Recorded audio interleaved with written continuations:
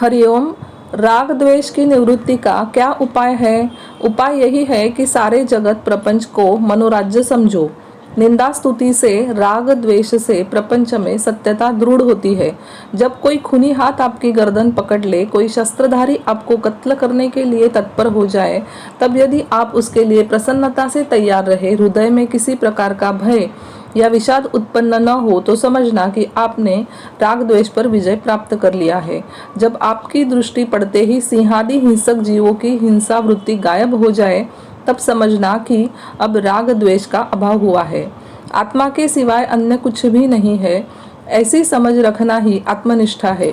आप स्वप्न दृष्टा है और यह जगत आपका ही स्वप्न है। बस जिस क्षण यह ज्ञान हो जाएगा, उसी क्षण आप मुक्त हो जाएंगे।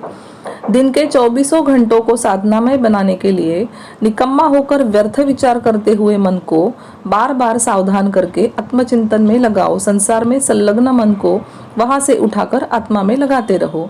एक बार सागर की एक बड़ी तरंग एक बुलबुले की क्षुद्रता पर हंसने लगी। बुलबुले ने कहा, ओ तरंग, मैं तो छोटा हूँ, फिर भी बहुत सुखी हूँ। कुछ ही देर में मेरी देह टूट जाएगी, बिखर जाएगी। मैं जल के साथ जल हो जाऊंगा, वामन मिटकर विराट बन जाऊंगा। मेरी मुक्ति बहुत नजदीक है। मुझे आपकी स्थिति पर दया आती है। आप इतनी बड़ी हुई हो, आपका छुटकारा जल्दी नहीं होगा। आप भाग भाग कर सामने वाली चट्टान से टकराओगी, अनेक छोटी छोटी तरंगों में विभक्त हो जाओगी। उन असंख्य तरंगों में से अनंत अनंत बुलबुलों के रूप में परिवर्तित हो जाओगी। ये सब बुलबुले फूटेंगे, तब आपका छुटकारा होगा। बड़प्पन का गर्व क्यों करती हो? जगत की उपलब्धियों का अभिमान करके परमात्मा से दूर मत जाओ। बुलबुले की तरह सरल रहकर परमात्मा के साथ एकता का अनुभव करो। जब आप ईर्ष्या, द्वेष, छिद्रान्वेषण, दोषारोपण, घृणा और निंदा के विचार किसी के प्रति भेजते हैं, तब साथ ही साथ वैसे ही विचारों को आमंत्रित भी करते हैं। जब आप अपने भाई की आंख में तिनका भोंकते हैं, तब अपनी आंख में भी आप ताड़ भोंक रहे हैं। शरीर अनेक है, आत्मा एक है। वह आत्मा परमात्मा मुझसे अलग नहीं। मैं ही कर्ता, साक्षी व न्यायाधीश हूँ।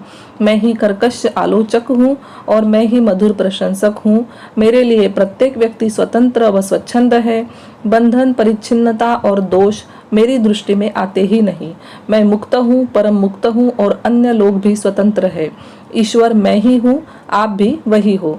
जिस प्रकार बालक अपनी परछाई में बेताल की कल्पना कर भय पाता है, उसी प्रकार जीव अपने ही संकल्प से भयभीत होता है और कष्ट पाता है। कभी कभी ऐसी भावना करो कि आपके सामने चैतन्य का एक महासागर लहरा रहा है। उसके किनारे खड़े रहकर आप आनंद से उसे देख रहे हैं। आपका शरीर सागर की सतह पर घूमने गया है। आपके देखते ही देखते वह सागर में डूब गया। इस समस्त परिस्थिति को देखने वाले आप साक्षी आत्मा शेष रहते हैं। इस प्रकार साक्षी रूप में अपना अनुभव करो। हरिओम।